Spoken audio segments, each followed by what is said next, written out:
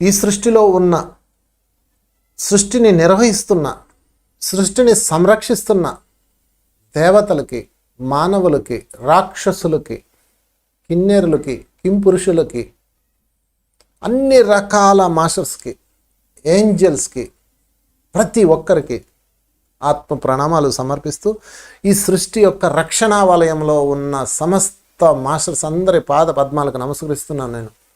ఎందుకంటే వారు లేకపోతే ఏమీ లేదు ఫ్రెండ్స్. ఈ రక్షణ అన్నది ప్రతి విభాగంలోనూ ఉంటుంది. మన శరీరానికి ఒక రక్షణ వ్యవస్థ ఉంటుంది.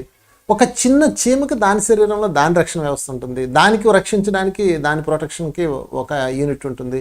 సో అలాగా ఈ సృష్టి మొత్తాన్ని సంరక్షించడానికి కొంత మాస్టర్స్ ఉంటారు. అందుకనే ఈరోజు మనం సృష్టి రక్షకులు అన్న దాని మీద మనం వెళ్దాం. ఈ లోగో కూడా మనం అలాగే తయారు చేసుకున్నాం. చక్కగా సృష్టిని రక్షించడానికి కూర్చున్న మాస్టర్స్ వాళ్ళకి ఆ విశ్వాత్మ నుంచి అందుతున్న ఇన్ఫర్మేషన్స్, థ్రెడ్డింగ్స్, వాళ్ళు ఆ విశ్వాత్మ వాళ్ళతో కనెక్ట్ అయిపోయి ఉంటుంది. ఆ విశ్వాత్మకి వారికి మధ్యలో అనుసంధానం ఉంటుంది. ఈ వర్గం నుంచి ఇంకొక వర్గం ఉంటుంది, వాళ్ళ కింద ఇంకో వర్గం ఉంటుంది. ఇలాగా ఈ అంచెలంచెలుగా ఈ సృష్టి యొక్క చక్రం తిరుగుతూ ఉంటుంది.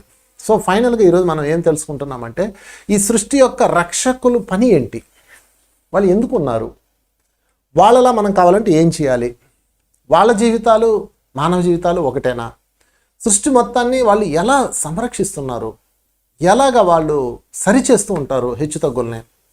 నకారాత్మక భావనలు, సకారాత్మక భావనలు రెండు ఉంటాయి. నకారాత్మక భావనలు వచ్చినప్పుడు వాటిని ఎలా హెచ్చుతగ్గులు చేస్తారు, వారికి వ్యక్తిగతమైనవి ఉండవా, ఇవన్నీ మనం ఒకసారి పరిశీలించుకుందాం. ఎందుకంటే మై డియర్ ఫ్రెండ్స్, ఏ భాషలో చెప్పనండి, ఏ భావంతో చెప్పనండి, అది క్రిస్టియన్స్ అవనియండి, బైబిల్ అవనియండి, లేకపోతే ఖురాన్ అవనియండి, లేకపోతే గీత అవనియండి, ఎన్ని కోణాల్లో చెప్పినా భాష మారిన కాన్సెప్ట్ అయితే ఒకటే. ఏంటయ్యా కాన్సెప్ట్ అంటే సృష్టి యొక్క రక్షణ, అంతమించి ఇంకేమీ లేదు మై డియర్ ఫ్రెండ్స్. సో ఈరోజు మనం ఈ సృష్టి రక్షకులు ఏ విధంగా నిర్దేశితం అవుతారు, వాళ్ళని ఎవరు ఆ సృష్టి రక్షకుల్ని డీల్ చేస్తుంటారు అనేవి మనం ఒక్కసారి పరిశీలించుకుంటూ మనం ముందుకు వెళ్దాం. సృష్టి రక్షకులు అసలు ఎలా తయారవుతారు అక్కడికి వెళ్దాం. వాళ్ళు కూడా ఒకప్పుడు భూతలంలోకి వచ్చి సామాన్య మానవులుగా జీవించి ఉన్నత తలాల్లోకి వెళ్ళిన వాళ్ళే. ఇది ప్రథమమైన పాయింట్. ఇది అర్థం కావాలంటే మనకున్న వ్యవస్థనే గమనిద్దాం. ప్రజాస్వామ్య వ్యవస్థలో ఒక చిన్న వార్డు మెంబర్ వచ్చి కౌన్సిలర్ అయ్యి, తర్వాత అలా అంచెలంచెలుగా ఎదిగి తర్వాత ఎమ్మెల్యే అయ్యి, తర్వాత మంత్రి అయ్యి, తర్వాత ముఖ్యమంత్రి అయ్యి, ఉప ముఖ్యమంత్రి అయ్యి, ముఖ్యమంత్రి అయ్యి, హోంశాఖలు ఏదో ఒకటి, అక్కడ నుంచి ఇంకా అలాగా ప్రధానమంత్రి స్థాయికి వెళ్ళిపోయి ఎలాగైతే ఒక అంచెలంచెల వ్యవస్థ ఉందో అలాగే ఇక్కడ కూడా అంచెలంచెల వ్యవస్థ ఉంటుంది. అంటే ఒక దేశంలో ఒక మంత్రి పదవే ఎంతో విలువైంది మనం గౌరవిస్తామే, ఇక సృష్టికర్తల యొక్క ఆ పదవులు ఎంత గొప్పవో చూడండి. అయితే ఈ పదవి ఎవరిస్తారు, దీనికి ఎలక్షన్స్ ఉంటాయా, ఎవరు ఎంపిక చేస్తారు, ఎవ్వరు ఎంపిక చేయరు, ఎటువంటి ఎలక్షన్స్ ఉండవు. వారి యొక్క చైతన్యమే దానికి యొక్క ఐడెంటిఫికేషన్. అంటే ఎవరైతే తమ చైతన్యాన్ని వృద్ధి చేసుకుంటారో వాళ్ళ అది ఆధిపత్య మండలిలోకి ఆటోమేటిక్గా వెళ్తుంది. ఇది ఎలా చెప్పాలంటే, మీకు మామిడి పండ్లు ఉన్నాయనుకోండి, పిందిని కొయ్యం కదా, కాయని కొయ్యం, పండిన దాన్ని కోస్తాం. పండిన దాన్ని కొయ్యడానికి ఏమైనా ఎలక్షన్స్ ఉన్నాయా చెప్పండి? ఆ పండిన దాన్ని ఐడెంటిఫై చేయడానికి ఏమన్నా ప్రత్యేకమైన మార్కింగ్స్ ఉంటాయి తప్ప దాన్ని ఎంపిక చేయడానికి ఈ 100 మామిడి పళ్ళల్లో ఈ మగ్గిన మామిడి పండునే తీసుకుంటే ఆనందంగా ఉంటాం అని ఎలా నిర్ణయించుకుంటాం? దాని దగ్గర సుగంధం, దాని యొక్క రంగు, దాని యొక్క ఆకృతి, ఇవన్నీ మనకి ఎలాగైతే అట్రాక్ట్ అవుతాయో అలాగా పరమాత్ముడు ఎవరి యొక్క చైతన్యం విస్తారమైందో వాళ్ళు ఆయన్ని అట్రాక్ట్ చేస్తారు. వాళ్ళు అధిష్టాన మండలిలో మెంబర్స్ అవుతారు. ఇది సృష్టి యొక్క రక్షకుల దళం. సో ఫ్రెండ్స్, వాళ్ళు ఎలా తయారవుతారు అంటే భౌతిక, అనుభూతిక, మానసిక ప్రకృతిని అదుపు చేసుకొని వాటిల్లో విజయం సాధించి తమ చైతన్యాన్ని ఎవరైతే పరుచుకున్న మానవులు అయ్యారో, ఎవరైతే ఆ మానవులో వారిని అధిష్టానం అంటే మళ్ళీ ఇక్కడ ఒక డౌట్ వస్తుంది మీకు. అంటే హయ్యర్ వాళ్ళు అనుకోండి, అక్కడున్న మాస్టర్స్ సభ్యులను వివిధ స్థాయిలో ఉంటారు. వాళ్ళ యొక్క చైతన్య స్థాయిని బట్టి ఉంటారు. ఇందాక చెప్పుకున్నాం, బాగా మగ్గిన క్వాలిటీ మామిడి పండు, యావరేజ్గా కొంచెం మెత్తబడ్డ మామిడి పండు, ఇలా క్వాలిటీస్ ఉంటాయి. మీరు యాపిల్స్ కొనడానికి వెళ్తే చిన్న యాపిల్ పండ్లు డజన్ 100 రూపాయలండి, లేకపోతే పెద్ద యాపిల్స్ ఈ డజన్ 200 అండి, ఇలా పెట్టి ఉంటాయి చూడండి. వాడు ఎలా ఇచ్చాడు, వాడు ఏమైనా ఎంపిక చేశాడా, దానిని బట్టి అది ఉంటుంది అంతే. అంటే దీన్ని బట్టి ఏముందయ్యా అంటే మనను బట్టి మన చైతన్యాన్ని పట్టి సృష్టిలో మన యొక్క నియామకం ఉంటుంది. ఇది గుర్తుపెట్టుకోవాలి. సో ఇలాగా వాళ్ళు భౌతిక, అనుభూతిక, మానసిక ప్రవృత్తులన్నింటిని అదుపు చేసుకొని అన్ని ఎమోషన్స్ నుంచి బ్యాలెన్స్ అయిపోయి ఉన్నత స్థితిలో ఎవరైతే ఉన్నారో వాళ్ళు ఆ విధంగా ఉంటారు. అప్పుడు అధినేతగా మారేంత వరకు వాళ్ళ దివ్యేచ్ఛని, అంటే ఈ మానవులు, అంటే ముందు మానవులు తీసుకుందాం. మానవులు ఒక అధినేతలు అవుతారు. అంటే మానవుడే మాధవుడు అవుతాడు. శ్రీరామచంద్రుడు మానవుడిగా వచ్చాడు, ఈరోజు శ్రీరామచంద్రుడు మాధవుడు అయ్యాడు. కృష్ణుడు ఒక మాధవుడిగా వచ్చాడు, మానవుడిగా వచ్చాడు, మాధవుడు అయ్యాడు. షిరిడి సాయి ఒక మానవుడిగా వచ్చాడు, మాధవుడు అయ్యాడు. చూసారా ఫ్రెండ్స్? జీసస్ ఒక మానవుడిగా వచ్చాడు, మాధవుడు అయ్యాడు. అంటే ఇక్కడ అర్థం ఏంటంటే ఎవరైనా మానవుడిగా వస్తారు. ఫస్ట్ మానవుడిగా వచ్చి వాళ్ళ యొక్క మానసిక, శారీరక అనుభూతులు ఇట్లాంటి అన్ని ఎమోషన్స్ నుంచి వాళ్ళు విజయం సాధించి తమ అరిషడ్గర్ వర్గాల్లో విజయం సాధించి ఆ స్థానానికి వెళ్తారు. అంతే తప్ప ఒకేసారి టింగ్ అని వెళ్ళిపోవడం ఉండదు. కనుక ఏదో రోజు మనం కూడా ఈ సృష్టి యొక్క రక్షక దళంలో ఉండాలి, ఉంటాము. ఆల్రెడీ ఆ ఎంపికలో ఉన్నాం కాబట్టి మనం ఆధ్యాత్మిక వైపు వచ్చాం, లేకపోతే రాము. సరే, వీళ్ళు క్వాలిటీస్ చూద్దాం ఫస్ట్, ఎందుకంటే రేపు మనలో అవి పెంచుకోవాలి కదా. సో అది అట్రాక్ట్ చేస్తుంది. ఎవరైతే సృష్టి రక్షణ దళంలో నిర్ణయింపబడ్డ మనుషులు ఉంటారో వాళ్ళలో ఆ వాసనలు ఉంటాయి. వాళ్ళు ఏం చేస్తారంటే వాళ్ళని ఆ దైవేచ్ఛ వాళ్ళని అట్రాక్ట్ చేస్తుంది. నాకు ఒక అతను ఫోన్ చేసి, సంపాదిస్తున్నాను, చక్కగా ఉంది జీవితం, భార్య పిల్లలు అంతా బాగుంది, కానీ ఏదో లోటు అండి, ఏదో అసంతృప్తి అండి, ఏదో ఏదో ఏదో అంటాడు. ఆ ఏదో ఏంటంటే అతని జీవితంలో ఇదిగో ఈ సృష్టి యొక్క రక్షణ ఇచ్ఛ మిస్ అయిపోయింది. అందుకనమాట.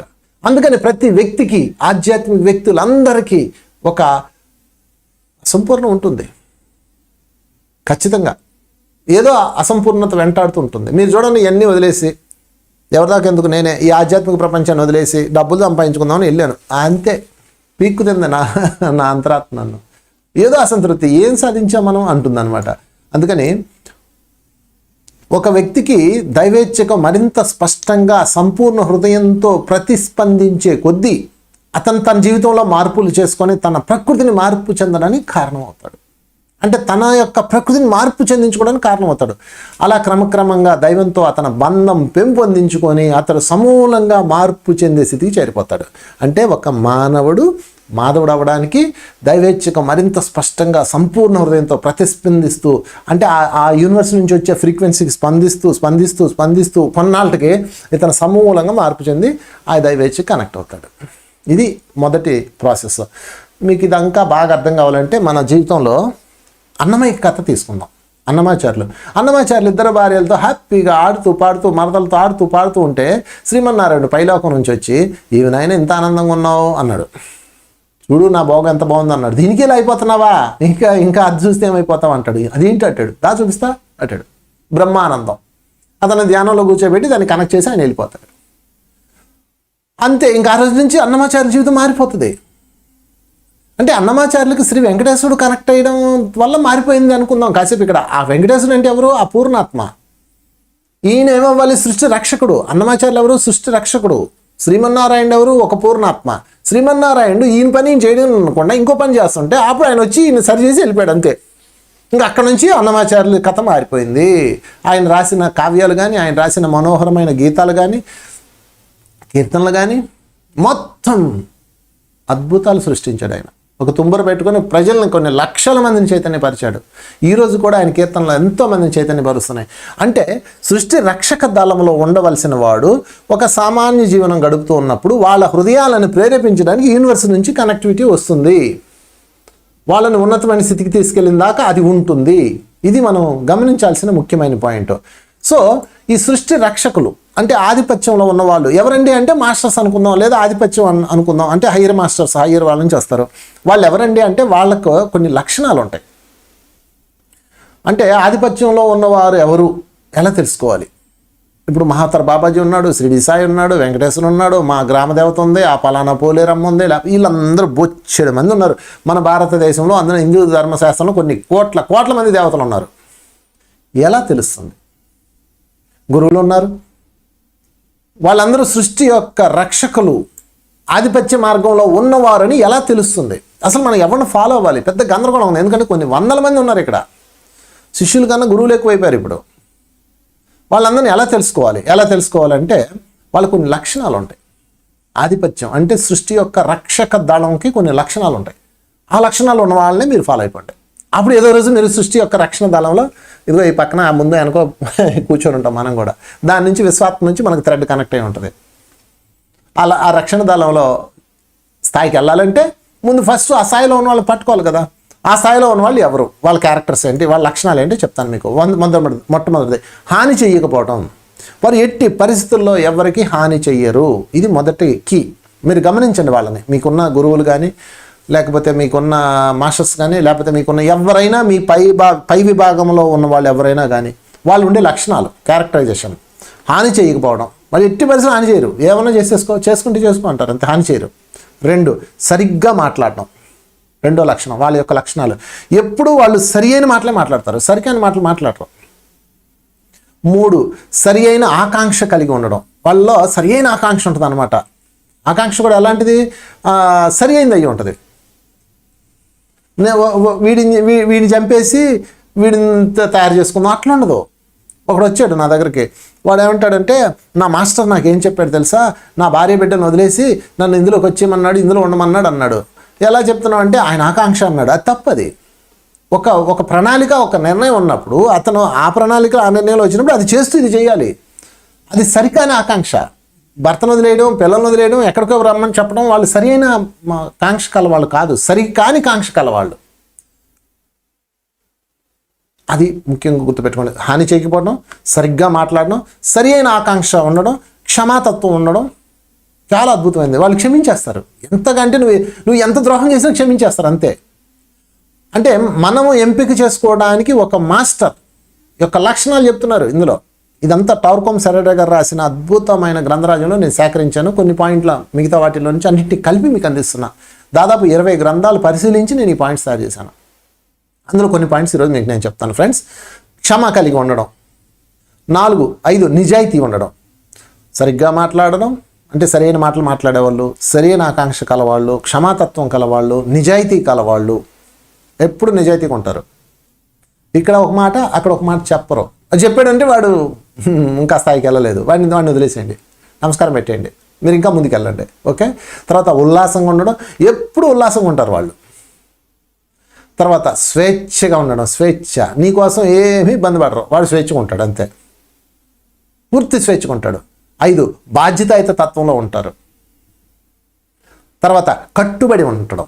కట్టుబడి ఉండడం అంటే వాళ్ళు ఏదైతే ఎంపిక చేసుకున్నారో ఇక దాని మీదే ఉంటారనమాట. ఇది హయ్యర్ వరల్డ్లో సృష్టి రక్షకుల యొక్క లక్షణాలు ఫ్రెండ్స్. ఈ లక్షణాల్లో ఏ ఒక్కటి లేకపోయినా మీరు వాళ్ళకి నమస్కారం పెట్టండి. వాళ్ళు ఇంకా క్వాలిఫైడ్ కాదు.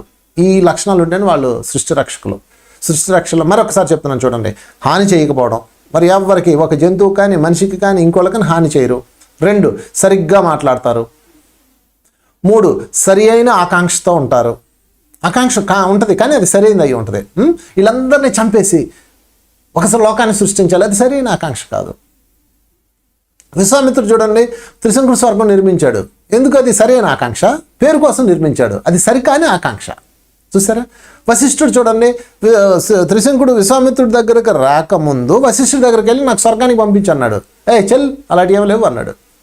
అలా పంపమన్నాడు. నువ్వు కష్టపడి సంపాదించుకున్నాడు. చూసారా? అదనమాట. ఓకే. తర్వాత క్షమ కలిగి ఉండడం.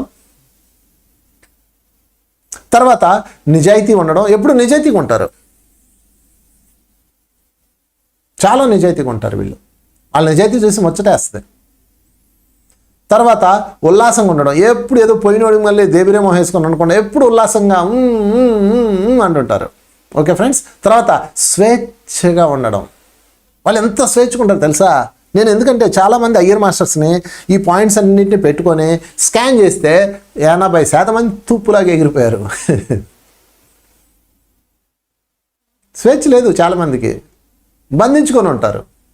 వాళ్ళు దాటి రాలేరు. ఆ కీర్తిలోనో దేనిలోనో దానిలోనో. స్వేచ్ఛగా ఉండడం.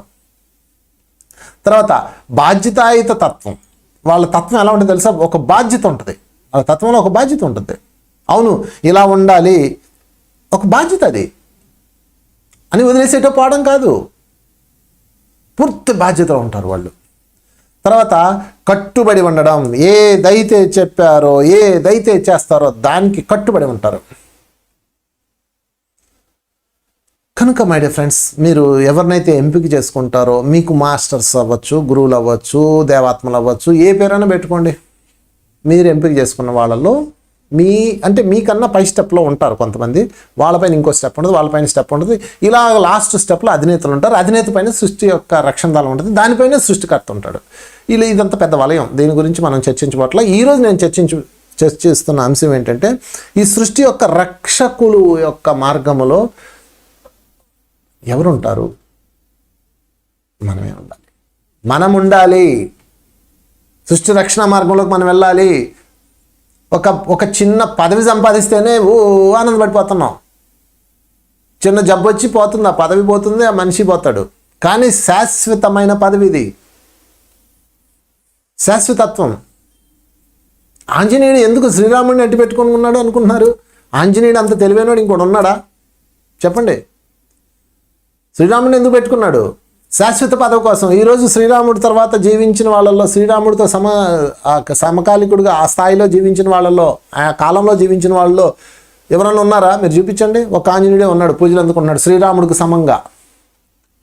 ఇక సీతమ్మ భార్య కాబట్టి పక్కన ఉంటుంది, అది పక్కన పెట్టండి. శ్రీరాముడితో సమంగా పూజలు అందుకుంటున్న గొప్ప మహనీయుడు ఆంజనేయుడు.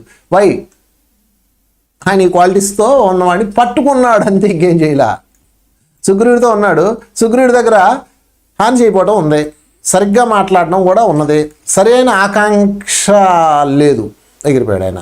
క్షమాతత్వం ఉన్నది, నిజాయితీ లేదు, స్వేచ్ఛ లేదు, బాధ్యతాయుత తత్వం అసలు లేదు, కట్టుబడి ఉండడం అసలు లేదు, అందుకనే వదిలేశాడు. రాముడితోనే ఉన్నాడు. ఆంజనేయుడు కనుక రాముడితో లేకపోతే ఈరోజు ఆంజనేయుడు సృష్టి రక్షకుడు అవ్వడు. ఈరోజు సృష్టి రక్షకుడు ఆంజనేయుడు. ఎలా అయ్యాడు సృష్టి రక్షకుడు? మీరే ఆలోచించండి. ఒక వానరుడు అతను. ఇంకా చెప్పాలంటే ఆంజనేయుడు ఒక ట్రైబల్. ఇప్పుడు మనం ఉన్న పదాల్లో చెప్పుకుందాం. ఒక వెనకబడ్డ కులం వాడు, ఒక ట్రైబల్. అతను దేవుడిగా చూడకుండా కాసేపు ఆంజనేయుడు ఒక ట్రైబల్గా చూడండి. ట్రైబలే, వానర్ జాతి అంటే ట్రైబల్ అనమాట వాళ్ళు. ఆ ట్రైబల్స్ కొండ ప్రాంతంలో ఉండేవాళ్ళు. అతనికి నవనాగరికుడు అయిన శ్రీరాముడు వచ్చాడు. శ్రీరాముడు ఈ లక్షణాలన్నీ చూసాడు, అంతే కనెక్ట్ అయిపోయాడు. తర్వాత సుగ్రీవుడు రాజ్యాన్ని సాధించాడు. సుగ్రీవుడు రాజ్యాన్ని సాధింపజేశాడు, రాముడితో హెల్ప్ తీసుకొని సాధింపజేశాడు. అయిపోయింది. సుగ్రీవుడు ఆఫర్ ఇస్తాడు, నీ మంత్రి పదవి నీకు ఇచ్చేస్తాను, వెనక్కి వచ్చి అంటాడు. నో, నేను రాముడు సన్నిధే కావాలంటాడు. నిధి సుఖమా, రాముడు సన్నిధి సుఖమా అంటే నీ రాముడు సన్నిధి అన్నాడు. ఎందుకని? ఇదిగో ఈ లక్షణాలు శ్రీరాముడిలో ఉన్నాయి కాబట్టి. అప్పుడు అందులో అలాంటి వాడిని ఎంపిక చేసుకున్నాడు కాబట్టి శ్రీరాముడుతో సమంగా ఈరోజు సృష్టి రక్షకుడు అయ్యాడు కదా ఫ్రెండ్స్. ఊరికే వస్తుందా సృష్టి రక్షక పదవి? ఊరికే వస్తుందా అధిష్టాన పదవి? డబ్బులు పెడితే వచ్చేసేది అనుకుంటున్నారు ఏంటి? మనలా మంత్రి పదవులా కాదు ఫ్రెండ్స్. ప్రతి ఒక్క ఆధ్యాత్మిక సాధకుడు సృష్టి రక్షకుడు అయి తీరాలి. ఆ టీంలో మనం కూర్చోవాలి, ఆ బృందంలో మనం ఒకళ్ళమై ఉండాలి. అయి ఉండాలంటే ఇదిగో మానవ జాతిలో ఉన్న మనము ఆ స్థాయికి వెళ్ళాలి. ఆ స్థాయికి వెళ్ళాలంటే ఎంపిక చేసుకోవాలి. ఇదిగో వాళ్ళలో ఉన్న లక్షణాలను గమనించండి.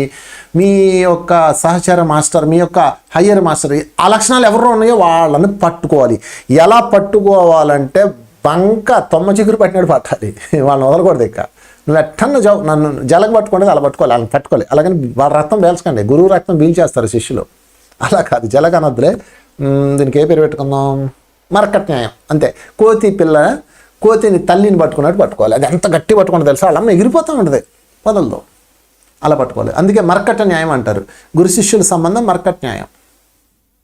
సో ఫ్రెండ్స్, మరొక్కసారి నేను రిపీట్ చేస్తున్నాను, మీరు చెక్ చేసుకోండి. ఈ లక్షణాలు ఉన్న వాళ్ళని వదలకండి. వాళ్ళు అత్యంత పవిత్రులు, అత్యంత అద్భుతమైన వాళ్ళు. సృష్టి మీకు ఇవ్వబడ్డ, ఎదగడానికి ఇవ్వబడ్డ నిచ్చెన వాళ్ళు. ఒకటి, హాని చేయని వాళ్ళు, సరిగ్గా మాట్లాడేవాళ్ళు, సరి అయిన ఆకాంక్షలు కలవాళ్ళు, క్షమాతత్వం గలవాళ్ళు, నిజాయితీగా ఉండేవాళ్ళు, ఉల్లాసంగా ఉండేవాళ్ళు, స్వేచ్ఛగా ఉండేవాళ్ళు, బాధ్యతాతత్వంలో ఉండేవాళ్ళు, కట్టుబడి ఉండేవాళ్ళు. దీన్ని బాగా నోట్ చేసుకొని మైండ్లో పెట్టుకొని, ఈ లక్షణాలు ఉన్నవాడు దొరికాడా ఇంకా మీకు వాళ్ళు పండగే పండగ. ఎందుకంటే మీ జీవితానికి అత్యంత అద్భుతమైన మార్గదర్శకులు వాళ్ళు. సో ఫైనల్గా ఈ అధిష్టాన మండలి ఎప్పుడు మానవాళికి సలహా ఇవ్వడానికి, సహాయం చేయడానికి సంసిద్ధంగా ఉంటుంది. అందులో మనం మెంబర్స్ అవ్వాలి. అది జీవిత గమ్యం. దీని పేరే మోక్షం. చాలామంది మోక్షం అంటే ఏంటో అనుకుంటారు. మోక్షం అంటే ఏంటి? ఇక్కడ చచ్చి స్వర్గంలోకి వెళ్ళిపోయి స్వర్గంలో సుఖించడం ఆ మోక్షం అంటే. నేను ఒకరిని అడిగాను, నా చిన్నప్పుడు అడిగాను మా తాతగారిని, తాతగారు మోక్షం అంటే ఏంటి అన్నాడు. స్వర్గలోకాలు మోక్షం రాదురా, ఇలా ఉంటే ఈ లోకంలో మనం చాలా పవిత్రంగా బతకాలి, తాకకూడదు, ఇట్లాంటి చెడ్డ పనులు చేయకూడదు, అప్పుడు మోక్షం వస్తుంది అన్నాడు. మోక్షం వస్తే ఏం వస్తుంది అన్నాడు. స్వర్గలోకంలో ఉంటాం అన్నాడు. స్వర్గలోకంలో ఏముంటుంది అన్న, అక్కడ కావలసిన తాగొచ్చు, రంభ అవరసి మేనక మన ఇష్టం ఏమని చేయొచ్చు అన్నాడు. అంటే ఇక్కడ మానేసేది అక్కడ పొందడానికా? అదే మోక్షం కాదు. మోక్షం అంటే స్వర్గలోకం కాదు. చచ్చిన ప్రతివాడు స్వర్గానికి వెళ్తాడు. ఇప్పుడు చెప్పిన లిస్ట్ అంతా ఆడ ఉంటుంది. వాడు మనోతాల లోకం వాడు ఇష్టం వచ్చినట్టు ఉంటాడు. అది ఎవరికైనా హక్కు అది. మరి మోక్షం అంటే ఏంటి? మోక్షం అర్హత ఏంటంటే ఇదే. వాడు అధిష్టాన మండలిలోకి వెళ్ళిపోతాడు, జన్మచక్రంలోకి రాడు. మై డియర్ ఫ్రెండ్స్, దాన్ని మన ఆధ్యాత్మిక పరిభాషలో వాళ్ళని ఏంజల్స్, కిన్నెర్లని, కింపురుషులని, ఎన్నో పేర్లు ఉన్నాయి. ఆ సెక్షన్స్ చాలా తలాలు ఉన్నాయి. ఇప్పుడు ఆ సబ్జెక్ట్ అంతా చెప్పలేం కాబట్టి మెయిన్ క్యారెక్టరైజేషన్ చెప్తున్నాను. మీ ఒక సంకల్పం పెట్టుకోండి, నేను సృష్టికర్త యొక్క రక్షణా దళంలో పనిచేయాలి, నేను కూడా ఒక గొప్ప మాస్టర్ని అవ్వాలంటే ముందు ఒకరిని ఎంపిక చేసుకోండి.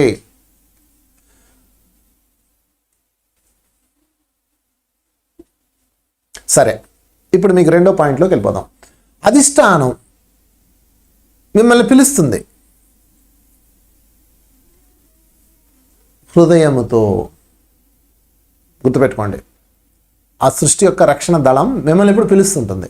ఎవరైతే దానికి ఎలిజిబుల్ అయ్యారో, ఇంకా సింపుల్గా చెప్పాలంటే మామిడి పండు బాగా మగ్గింది అనుకోండి, దీన్ని కొయ్యాలరా రేపు అనుకుంటాడు కదా, అలాగనమాట. మీరు కొయ్యాలన్నది మామిడి చెట్టుకు అందుతుంది, అది మురిసిపోతుంది నా పండు రెడీ అయిపోయిందని. అందుకని అధిష్టానం నుంచి కొన్ని సూచనలు వస్తుంటాయి మనకి. అధిష్టాన మండలి ఎప్పుడు మానవాళికి సలహా ఇవ్వడానికి, చేయందించడానికి సంసిద్ధంతో ఉంటుంది ఈ మండలి. ద బ్యూటిఫుల్ మండలి ఇది. ఎందుకంటే ఇందాక చెప్పిన లక్షణాలన్నీ వాళ్ళు ఉంటారు అందులో. వీడు మనోడు, వీడు మన కొలపోడు, వీడు మనకు బాగా పూజ చేశాడు, వీడు మనకు గుడి కట్టాడు, వీడు బాగా ప్రవచనం చేశాడు, వీడు బాగా బైబిల్ పట్టుకున్నాడు, వీడు బాగా ఖురాన్ పట్టుకున్నాడు. అట్లా భూతాలను దాటితే ఏం ఉండవు, శరీరంతోనే అంతరించిపోతాయి కులాలు మతాలు అన్నీ, మొత్తం క్లోజ్ ఇక్కడే. సో రకరకాల మనుషులు ఉన్నారు, కానీ వాళ్ళల్లో ఉన్నప్పుడు, వాళ్ళ తత్వంలో ఉన్నప్పుడు ఈ అధిష్టాన మండలి వాళ్ళకి సూచనలు పంపిస్తుంటుంది. సో మానవుల్లో వారి సంబంధం, మానవులతో అంటే ఈ అధిష్టాన మండలిలో ఉన్న వాళ్ళ సంబంధం ఈ భూమి మీద ఉన్న మన సంబంధంతో, అంటే మానవులు అంటే ఎవరు, ఆధ్యాత్మిక మార్గంలో ఉన్న వాళ్ళతో కొన్ని సంబంధాలు కలిగి ఉంటాయి. ఓకే, అవి ఏంటో నేను చెప్తాను. వారి ఎరుకు లేకుండానే, అంటే మనకు ఆ ఎరుకు లేదు, వాళ్ళని చూడలేము, వాళ్ళని వినలేము, కానీ వారి నిర్దేశత్వాన్ని అనుభూతి చెందుతాం. పాయింట్ నెంబర్ 1, వారి నిర్దేశత్వం. అంటే మీకు ఎలా చెప్పాలంటే, ఇది మీ ఇంట్లో ఉన్నారు, ఏదో యాక్సిడెంట్ జరగబోయింది, త్రుట్లో తప్పించుకున్నారు, మీరు ఏమంటారు? అమ్మా నన్ను కాపాడారా దేవుడు అంటారు, చూసారా? అది అనమాట వారి నిర్దేశత్వం. వాళ్ళ యొక్క కంట్రోలింగ్ అక్కడ ఉంటుంది అనమాట. మీకు తెలియదు, అది వాళ్ళు ఉన్నారని తెలియదు, వాడు వచ్చాడని తెలియదు. నేను నెల్లూరులో మన మిత్రుడు వాడు బండి మీద నుంచి పడిపోతే వాడి బండి నేల మీద వెళ్ళిపోయి ఇలా దేక్కుంటూ వెళ్ళిపోయింది. మ్యాక్సిమం ఇంక బతకరు అక్కడ. కానీ వాడిని ఎవడో ఇలా చొక్కా పట్టుకొని ఇలా లేపారు, ఇలా లేపి ఇలా గాలిలో ఫ్లై చేసాడు. వాడు అంటున్నాడు, నన్ను ఎవడన్నీ లేపాడు అంటాడు. ఎవడికి తెలుసు, కానీ నువ్వు అనుభూతి చెందావు. అలా అనమాట. తర్వాత మనం వారితో సచేతనమైన బంధం ఏర్పరచుకుంటాం, వాళ్ళు ఏర్పరిచేస్తారనమాట. అంటే ఇవన్నీ మీకు సిమ్టమ్స్ అనమాట. మీరు ఈ మార్గంలో ఉన్నారా లేదా, సృష్టి యొక్క రక్షణ దళంలోకి వెళ్తున్నారా లేదా తెలియడం కోసం. ఓకే ఫ్రెండ్స్, వారి సచేతనమైన బంధం ఏర్పరచుకుంటాం. అందుకే నాకు బాబా అంటే చాలా ఇష్టం అండి. అబ్బా నా హృదయం అంతా అదలా అనిపిస్తుంటుందండి. నాకు ఆ వెంకటేశ్వరుని తలుచుకుంటే ఆ మైమర్చిపోతానండి. నాకు ప్రభు ఎప్పుడూ నా హృదయంలో ఉంటాడండి. ఎంత చూశారు కదా, అది అనమాట సచేతనమైన బంధం. అది మనకు తెలియకుండానే ఏర్పడిపోతాయి. ఓకే, తర్వాత మనం వారి యొక్క శ్రమలో సచేతనంలో పాలు పంచుకొని వారితో సమాచారం నిలుపుతాం. అంటే అక్కడున్న మాస్టర్స్తో సమాచారం కనెక్ట్ అయి ఉంటుంది. అందుకనే మీకు ఇది ఎలా చెప్పాలంటే, ఎవరో మీ దగ్గరకు వస్తారు సహాయం చేయమని, మీరు వాళ్ళకి సహాయం చేస్తారు, చాలా హ్యాపీ అయిపోతారు. ఆ సహాయం చేయమని పంపినవాడు వాడే, ఆ సృష్టి రక్షణ దళం వారు పంపిస్తారు, మీరు వాళ్ళకి సహాయం చేస్తారు. అది మీకు తెలియదు ఆ విషయం, కానీ మీకు ఎంతో హ్యాపీగా ఉంటుంది, ఫలానా వాళ్ళకి ఇచ్చామా ఎంతో హ్యాపీగా ఉంటుంది. అలాగా వాళ్ళతో సమాచారం నేర్పుతారనమాట. ప్లస్ వాళ్ళతో కలిసి ప్రత్యక్షంగా పని చేయడం అంటారు దాన్ని. ప్రత్యక్షంగా పని చేస్తారు. వాళ్ళు మీ ముందు లేరు కానీ పని చేస్తారు. మీరు వెళ్ళి వాళ్ళకి సహాయం చేస్తారు. అంటే వాళ్ళ యొక్క ఫ్రీక్వెన్సీ మీకు అందేస్తుంది. ఇదంతా ఆటోమేటిక్గా జరిగిపోతాయి ఫ్రెండ్స్. బాగా ధ్యానం చేయడము, ఎప్పుడు సజ్జనత్వంలో ఉండడము, ఇందాక చెప్పిన లక్షణాల్లో జీవించడం చేస్తుంటే ఇవన్నీ ఆటోమేటిక్గా జరుగుతాయి. తర్వాత మనం ఆధిపత్య మండలితో సభ్యులుగా వారితో కలిసి సంభాషించడం, ఇది కూడా జరుగుతుంది. ఆధిపత్య మండలితో మీరు సంభాషిస్తారు. ఎక్కడ చెప్పండి చూద్దాం. 1 ధ్యానంలో, 2 కళల్లో. మీరు కళలో మాట్లాడేసుకుంటుంటారు. మీ పక్కన వాళ్ళు అంటారు ఏంది వాగుతున్నావు అంటారు. అది వాగుడు కాదు, అధిష్టాన మండలితో మీరు చక్కగా మాట్లాడుతూ ఉంటారు. వాళ్ళతో సమాచార సంబంధాన్ని నేర్పుతుంటారు. అయ్యా ఇది జరిగింది, అది జరిగింది అంటారు. మీకు తెలియదు ఆ విషయం. అందుకనే ఈ సంబంధం ఐదో పాయింట్ ఇది. అంటే వాళ్ళతో కలిసి మనం పనిచేస్తుంటాము. ఇందాక చెప్పాం కదా సహాయ సహకారాలు. తర్వాత వాళ్ళతో కలిసి సంభాషించడం, స్వప్నాల్లో కానీ ధ్యానంలో కానీ వాళ్ళతో మాట్లాడినట్టు ఉంటుంది. మీరు వాళ్ళతో మాట్లాడేస్తూ ఉంటారు కూడా. ఎంత అద్భుతమైన విషయాలు చూడండి ఫ్రెండ్స్. కళల్లో మీ కళల్లో అక్షరాలు ఫ్లో అవుతూ ఉంటాయి. ఇలాగ టీవీ స్క్రీన్లో ఇలాగ స్క్రోల్ అవుతుంటాయి కదండి, అలాగా. అవి ఎందుకు వస్తున్నాయి అంటే అధిష్టాన మండలి పంపించే ఇన్ఫర్మేషన్స్ అవన్నీ. సో ఇది కళల శాస్త్రం ఒక ప్రత్యేకం. సో దాని మీద మీరు మరింత లోతుగా వెళ్ళాలంటే ఒక పని చేయండి. అధిష్టాన మండలితో అనుసంధానం అయి ఉండాలంటే మీరు ప్రతిరోజు పగటిపూట బాగా ధ్యానం చేయండి. 1 గంటన్న, మీ వయసు ఎంత అన్ని నిమిషాలు శ్వాసను గమనిస్తూ ధ్యానం చేయాలి. నెంబర్ 1. నెంబర్ 2, రాత్రిపూట పడుకునే ముందు ధ్యానంలో కూర్చోండి. అలా ధ్యానం చేస్తూ మీ అధిష్టానంతో మాస్టర్స్ నాకు మధ్యరాత్రిలో మెలకు రావాలనుకొని పడుకోండి. కరెక్ట్గా మధ్యరాత్రిలో ఎవడో లేపుతాడు వచ్చి. అదే సింబల్. అంటే మీరు అధిష్టాన మండలితో అనుసంధానానికి ఎంపిక ఉన్నారా లేదా తెలుసుకోవడానికి ఇంత మించి సింబల్ లేదు. మధ్యరాత్రిలో మిమ్మల్ని ఎవడో వచ్చి లేపుతారు. ఈ సభ్యుల్లో ఒకళ్ళు వచ్చి లేపుతారు మిమ్మల్ని. కావాలంటే ప్రాక్టీస్ చేయండి. వాళ్ళే లేచి కూర్చొని కళ్ళు 2 మూసుకొని శ్వాస మీద దృష్టి పెట్టి 36 బ్రెత్స్ కౌంట్ చేయండి. శ్వాస లోపలికి వెళ్ళి బయటకు వస్తే 1, లోపలికి వెళ్ళి బయటకు వస్తే 2, లోపలికి వెళ్ళి బయటకు వస్తే 3, ఇలా 36 కౌంట్ చేయండి. కౌంట్ చేశాక మాస్టర్స్, ఓ అధిష్టాన మాస్టర్స్ నాకు జ్ఞానాన్ని ఇవ్వండి అని కోరుకోండి. మరలా 36 కౌంట్ చేయండి. నిద్ర వస్తుంది, నిద్రపోండి. అంతే. ఇంకేం చేయదు మీరు. పెద్ద కష్టమైందేం కాదు ఇది. ఆ నిద్రలో ఆ కళలో మీరెళ్ళి ఈ 5వ స్థాయిలో ఉన్న మూలాల్లో ఉన్న మాస్టర్స్తో సంభాషిస్తారు. అది చూచాయిగా గుర్తుంటుంది. కొత్తలో రాను అక్కడ మాట్లాడింది ఇక్కడ బుక్ కూడా రాసేస్తారు మీరు. ఇది కళల ద్వారా అనుసంధానం అవడం. ఇంకొక పద్ధతి ఉంది, ధ్యానం ద్వారా అనుసంధానించడం. రోజుకి 8 గంటలు ధ్యానం చేస్తూ ఉండాలి. ఆ ధ్యానం చేస్తూ అది కనెక్ట్ అవుతారు అనమాట. మీరు సంకల్పించుకోండి, అధిష్టాన మాస్టర్స్తో మాట్లాడాలనండి. కనెక్ట్ అవుతారు ఖచ్చితంగా. వెళ్ళి ఆ వాళ్ళలో కూర్చుంటారు, అక్కడ కూర్చోబెడతారు మిమ్మల్ని కూడా. వాళ్ళతో మాట్లాడతారు. అప్పుడు వినపడుతుంటాయి. అప్పుడు నోట్బుక్ పక్కన పెట్టుకొని నోట్స్ రాస్తూ ఉండండి. అదే ఆటో రైటింగు. ఎన్ని ఉన్నాయో, ఇలాగ ఎన్ని అద్భుతాలు ఉన్నాయో. నేనైతే కళలు దాన్ని ప్రమోట్ చేస్తాను. ఎందుకంటే అది చాలా సులువైన మార్గం. ఎందుకంటే అన్నమయ్య కళలోనే శ్రీవారిని చూశాడు. అందుకే కలగంటి ఇప్పుడు ఇటు కలగంటి అని రాశాడు. శ్రీరామచంద్రుడు రామదాసు కల్లోనే కనిపించాడు. ఇలా ఎంతోమంది షిరిడి సాయి శ్యామకి కల్లోనే కనిపించి ఇప్పుడు మనం చూస్తున్న సాయిబాబా మందిరం నిర్మింపు చేసుకున్నాడు బూటీకి అండ్ అతనికి.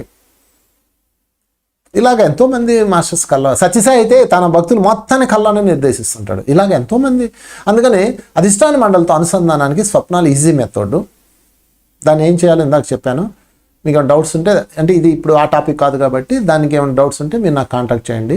నా నెంబర్ 9393460470 9393460470. ఈ నెంబర్కి మీరు మెసేజ్ పెట్టండి. మేము మీకు దానికి సంబంధించి మెటీరియల్ పంపిస్తాం. ఓకే, కలలది. ఓకే ఫ్రెండ్స్, మరి ఇంకా తర్వాత పాయింట్స్లోకి వెళ్ళిపోదాం. సో మనం ఈరోజు ఏమేమి టాపిక్స్ చర్చించుకుంటున్నామంటే, ముందుగా అధిష్టానం అంటే ఎవరు, మానవాళిగా వచ్చి మాధవుడుగా మారినవాడు, సృష్టి రక్షక దళం. ఓకే, పేర్లు ఏమైనా పెట్టుకోండి అబ్బా, దేవతల లోకము లేకపోతే ఇంద్ర పదవి, ఏదో రకరకాల పేర్లు. ఎన్ని పేర్లు ఉన్నాయో, ఒక పేరు కాదు. ఎందుకంటే ఇన్ని రకాల మనుషులు, ఇన్ని రకాల భాషలు, ఇన్ని రకాల భావాలు. అందుకని హయ్యర్ వాళ్ళు అనుకుందాం సింపుల్గా. సృష్టికర్త పరమాత్ముడు ఒకడైతే ఈ పరమాత్ముడు కింద పనిచేసే వాళ్ళు రక్షక దళం, సృష్టి రక్షకులు. ఈ సృష్టి రక్షకుల్లో కిందన ఉండేది ఎన్నెన్నెన్నెన్నో తలాలు ఉంటాయి. కింద మానవ తలం. మనం అక్కడికి వెళ్ళాలి, ఇది మన టార్గెట్. వెళ్ళాలంటే ముందు వీళ్ళ యొక్క లక్షణాలు, సరి అయిన మాటలు, సరి అయిన ప్రణాళికలు, క్షమించగలగడం, ఇవన్నీ మనం ఇందాక చెప్పుకున్నాం. తర్వాత వాళ్ళతో మనం అనుసంధానం అయ్యే విధానము ఎలాగా, మన హృదయంతో ఎలా కనెక్ట్ అవుతారు. ఇదిగో నేను ఇప్పుడు కూడా దానికి కొన్ని పాయింట్స్ చెప్పేశాను. ఇప్పుడు తర్వాత పాయింట్లోకి వెళ్దాం. అసలు అధిష్టాన మండలి సేవకుల యొక్క లక్షణాలు అంటే మన లక్షణాలు అంటే మనం కూడా అధిష్టాన మండలంలో దేవాత్మగా మారాలి అంటే, కిన్నెరుడుగా మారాలంటే, కింపురుషుడుగా మారాలంటే, ఏంజల్స్గా మారాలంటే, పరిపూర్ణత్వాన్ని పొందాలంటే కొన్ని క్వాలిఫికేషన్స్ ఉంటాయి. ఎవరు పడితే ఆయన ఎలా తీసుకుంటారు చెప్పండి? మీరు మీ ఇంట్లో పని చేయడానికి వచ్చిన పని వాళ్ళనే, పనమ్మాయినే ఒక ఎలాగ క్వాలిఫికేషన్ చూడరా, సరిగా ఆరోగ్యంగా ఉన్నారు లేదా, వాడి అనారోగ్యమో, జబ్బులు, లేకపోతే దగ్గులు, లేకపోతే టీబీయో, లేకపోతే కుష్టో ఉంటే మీరు పనిలో పెట్టుకుంటారా? అంటే మీరు పనిలో పెట్టుకునే వాళ్ళే చిన్న పని ఏదో 1000 రూపాయలు నేల తుడిపించుకునే వాళ్ళకి ఇన్ని చూస్తారే, మరి మనకేం చూడరా చెప్పండి? చూస్తారు. అందుకని ఆ క్వాలిటీస్ నేను చెప్తాను. అవి 12 లక్షణాలు ఉంటాయి. అవి మనలో పెంచుకోవాలి. అధిష్టాన దేవతల యొక్క లక్షణాలు చెప్పాను. ఇప్పుడు మనలో ఉన్న లక్షణాలు తెలుసుకుందాం. మనలో ఉన్న లక్షణాలు ఏంటంటే అధిష్టాన మండలి సేవకుల లక్షణాలు. సేవకులు అంటే ఎవరు? మనం అనమాట. అంటే అధిష్టాన మండలికి మనం సేవ చేయాలి అంటే ఆ యూనివర్స్ వర్క్లో ఉండేవాళ్ళు. దానికి లక్షణాలు 12 లక్షణాలు ఉన్నాయి. ఆ 12 లక్షణాల్లో మొట్టమొదటిది ఉదారత. ఎప్పుడు ఉదారంగా ఉండాలి. ఈ 12 ఉన్నాయా లేవా అని మీరు ఒక పెన్ను పేపర్ తీసుకొని రాసుకోండి. ఫస్ట్ ఉన్నానా లేనా, ఉంటే టిక్ పెట్టుకోండి, లేకపోతే ఇంటూ పెట్టుకోండి. ఇంటూ పెట్టుకున్న తర్వాత దానికి ప్రాక్టీస్ చేయండి. ఏదో రోజు టిక్ వస్తుంది. 12 లక్షణాలు ఉంటే అధిష్టాన మండలి తమ సేవకులకి అంటే అది మిమ్మల్ని సెలెక్ట్ చేసుకుంటుంది, మనల్ని సెలెక్ట్ చేసుకుంటుంది అనమాట. సో సృష్టి యొక్క రక్షకులుగా మనం కూడా ఎలిజిబుల్ అవుతాం. ఓకే, మొట్టమొదటి ఉదారత అంటే అన్నిటి పట్ల ఉదారంగా ఉండాలి. ఉదారత మీకు దాని గురించి నేను ప్రత్యేకంగా చెప్పక్కర్లేదు. ఓకే, తర్వాత రెండోది పరిపూర్ణత పట్ల ఆకాంక్ష. పరిపూర్ణత అంటే ఏంటి? ఏదో బతికేస్తున్నాం అబ్బా దానికోసం ఎందుకు, తిన్నామా పడుకున్నామా తెల్లారిందా అనుకోకూడదు. పరిపూర్ణత సాధించాలి. నేను ఇది బతుకు ఒక బతికేనా, ఒక పరిపూర్ణత నేను సాధించాలి అనే దాని పట్ల ఒక ఆకాంక్ష, ఒక తపన అనమాట. నేను మోక్షాన్ని సాధించాలని ఒక తపన. ఫ్రెండ్స్, ఇదే మోక్షం అంటే. మోక్షం అంటే చనిపోయి పైలోకాలకు వెళ్ళిపోవడం కాదు, లేకపోతే ఇంకోటి కాదు. ఈ లక్షణాలు అంటే మన క్వాలిటీస్ ఇవి. ఇక మూడోది ముందు చూపు. ప్రతి ఒక్కళ్ళలో ముందు చూపు ఉండాలి. రేపు సంగతి వదిలే, ఈరోజే రేపు లేదు అనేవాళ్ళు ఎటువంటి పరిస్థితుల్లో అధిష్టాన మండలి అంగీకరించదు వాళ్ళని. ముందు చూపు. రేపు ఎలాగా? ఈ ముందు చూపు ఎక్కడ కనపడుతుంది చెప్పనా? ఒక హోటల్కి 4 మిత్రులు వెళ్ళాం. వాడు మంచూరియా తెచ్చి టేబుల్ మీద పెట్టాడు, వెజ్ మంచూరియా. అందులో 20 పీసులు ఉన్నాయి. మేము ఒక 5 ఉన్నాం. ఓకే, అంటే అందులో మా వాళ్ళు ఒకడున్నాడు, గబ తీసుకొని వాడు సెంటర్లో పెట్టాడు. ఆ ప్లేట్లోంచి టక్క వాడి దానిలో ఒక 10 పీసులు వేసేసుకున్నాడు.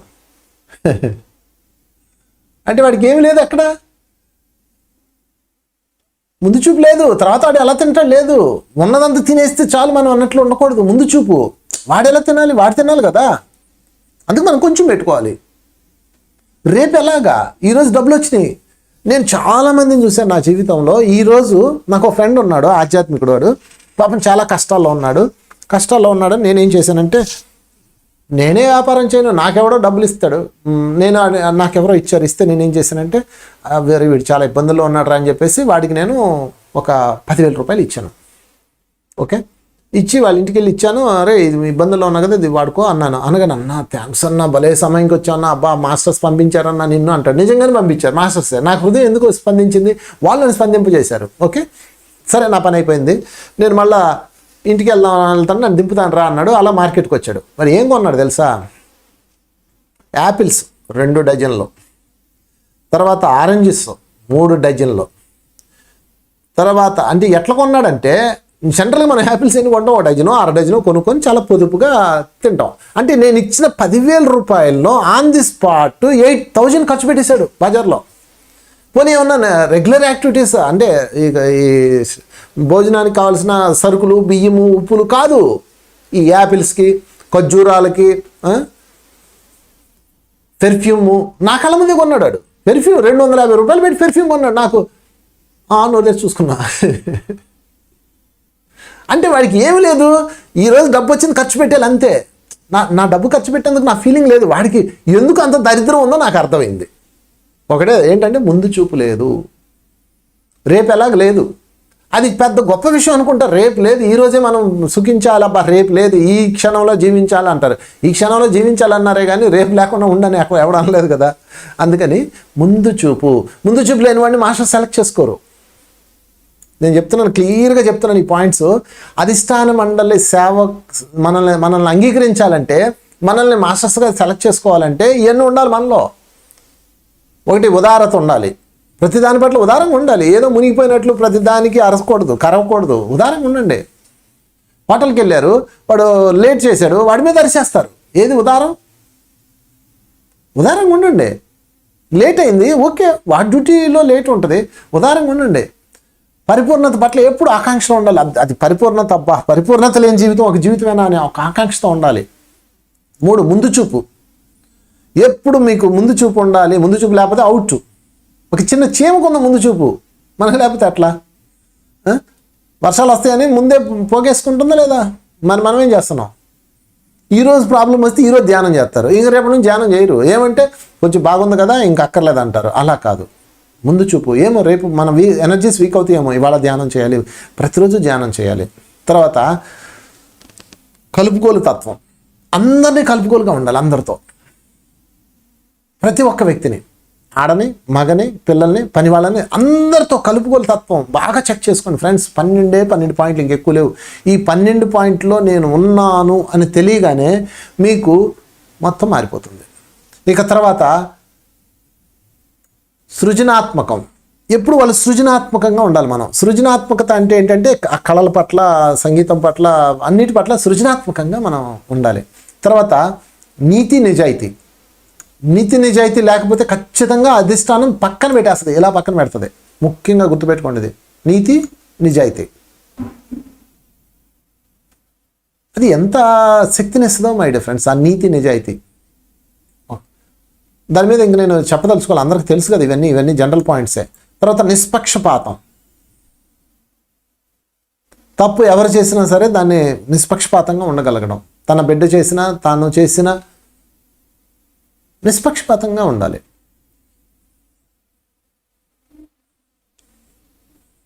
పాండురాజు పొరపాటున ఒక జింకను చంపాడు, సంగమిస్తున్న జింకలను చంపాడు. ఆయనకి తర్వాత తెలిసి ఆయన రియలైజ్ అయ్యి మునొచ్చాడు, శాపం పెట్టాడు. కథ పక్కన పెడితే రాజ్యంలోకి వెళ్ళాడు. రాజ్యంలోకి వెళ్ళి ఆయన వెంటనే నేను రాజుగా ఉండడానికి పనికిరాను, నేను రిజైన్ చేస్తున్నానని చెప్పేసి రిజైన్ చేసి అడవిలోకి వచ్చేసి కుటీరం వేసుకొని అక్కడ మామూలు సాధు జీవనం గడిపాడు ఆయన. ఎందుకంటే తన మీద తనకు ఎంత నిష్పక్షపాతం చూడండి. పక్షపాతం లేదు. రాజు ఏదైనా చేయొచ్చు అనలేదు ఆయన.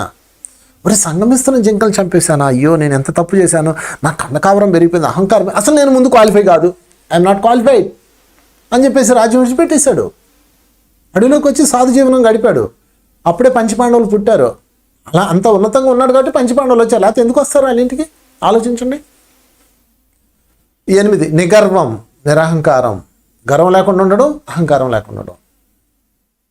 టిక్ ఇంటూ మీరు చెక్ చేసుకోండి. దీనికి ఎవరికి వాళ్ళే బాస్. నేను సృష్టి రక్షక దళంలో ఉంటానా లేదా మీకు మీరే చెక్ చేసుకోండి. ఇక 9ది ధర్మం. ఎప్పుడు ధర్మంలో ఉండడం. ధర్మం అంటే మీకు తెలిసిందే కదా, అహింసో పరమో ధర్మ. సృష్టి రక్షకులు అంట, ప్లేట్లోనేమో చికెన్ ఉంటుంది. ఏం సృష్టి రక్షకులు నాకు అర్థం కాలేదు. దైవ సేవకులు అంటారు, చికెన్ మటన్ తింటారు. ఎలా ఆలోచించరా? కొంచెం ఈ లోపల గుజ్జు ఉండదా? కొంచెం అన్న ఉండదా? పోనీ అంతా వద్దులే, కొంచెం అన్న ఉండదా? నాకు ఈ ఒక్క పాయింట్ ఎక్కడికి అర్థం కాదు. ఎన్ని సభల్లో మాట్లాడుతుంటారో, ఎంత కరుణ ధర్మం గురించి చెప్పేస్తుంటారో. వాడు మాంసం తింటేస్తున్నారు. అదేమంటే నా ప్రభు ఇచ్చాడంటాడు, నా దేవుడు ఇచ్చాడంటాడు, మా స్వామి ఇచ్చాడంటాడు, మా గురువు చెప్పాడంటాడు, లేకపోతే సాయిబాబా చెప్పాడు, ఏదేదో చెప్తారు. ధర్మం లేదా ఇవన్నీ పక్కన పెట్టండి. అహింసో పరమో ధర్మ నిజం కాదా చెప్పండి మై డియర్ ఫ్రెండ్స్. కనుక అవేర్నెస్ తెచ్చుకోండి. ఎటువంటి పరిస్థితుల్లో హింస చేయకుండా ఉండాలి, అదే ధర్మం, ఇంకేమీ లేదు. ధర్మం అంటే గుర్తుపెట్టుకోండి, అహింసో పరమో ధర్మ, ఎవడు హింస చేయకుండా ఉండాలి. ఇక తర్వాత 10వ పాయింట్, మానవత్వం పట్ల విశ్వాసం. ఇదొక దరిద్రం ఉంది చాలామంది సృష్టి రక్షకులకి, అంటే ఆధ్యాత్మిక సేవకులకి. మొత్తం అందరిని చంపేయాలంటాడు, ఆడే మనిషి నాకు అర్థం కాదు. శాకాహారం తినేవాళ్ళు, నాకు మిత్రుడు ఉన్నాడు, వాడు శాకాహారి అనమాట. వాడు చక్కగా ధ్యానం చేస్తాడు, శాకాహారి. వాడు ఏమంటాడు తెలుసా, కోళ్ళ ఫారం నుంచి బండి వెళ్తా, అన్న వీళ్ళందరినీ చంపేయాలన్న అంటాడు. ఆ మాంసం తినేవాళ్ళందరూ, మాంసం కొట్టి ముందు 10 మంది మూగారు, అన్న అందరినీ వేసేయాలన్న అంటాడు. ఎందుకురా అన్నాను. ఏందన్న ఇంత జీవులు చంపి తింటున్నారు అన్నాడు. అంటే చంపడం నేరమా అన్నాను. అవును కదా అన్న అన్నాడు. మరి నువ్వదే కదా చేస్తానన్నావు. వాడు కోడిని చంపుతున్నాడు, మేకని చంపుతాడు, నువ్వు వాడిని చంపుతున్నావు, ఏంటి తేడా? నువ్వు ఉగ్రవాదివి, నువ్వు రక్షక దళం కాదు, భక్షక దళం అయిపోతావు.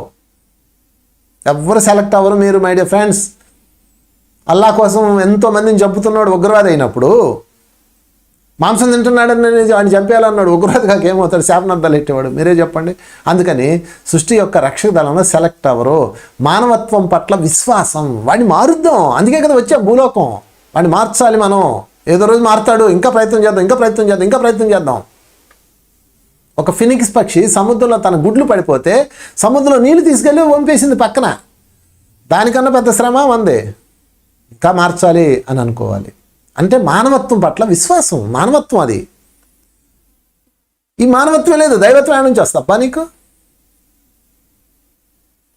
ఇక 11వ పాయింట్, త్యాగ నిరతి.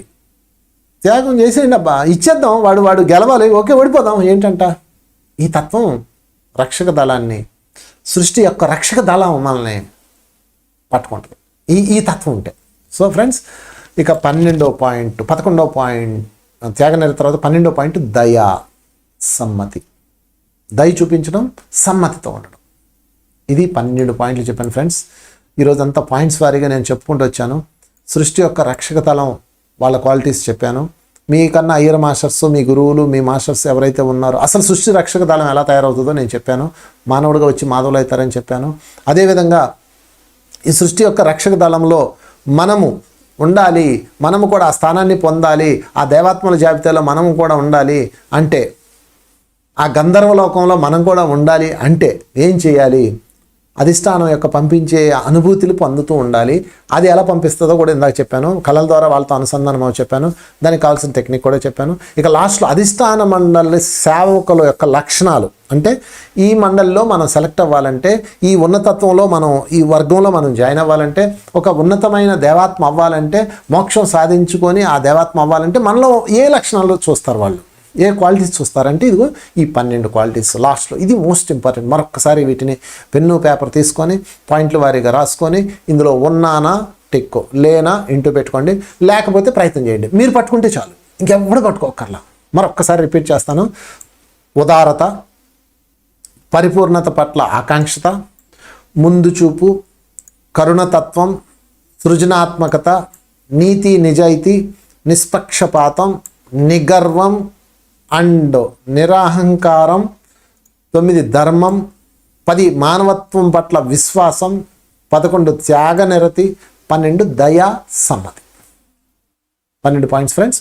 ఈ 12 పాయింట్స్ కనుక మనము మన లోపల చైతన్యాన్ని ఈ 12 పాయింట్స్ పట్ల మీద కన్నేసి దాన్ని పెంచుకుంటూ వెళ్తే ఖచ్చితంగా అధిష్టాన మండలి మనం ఎంపిక చేసుకుంటుంది.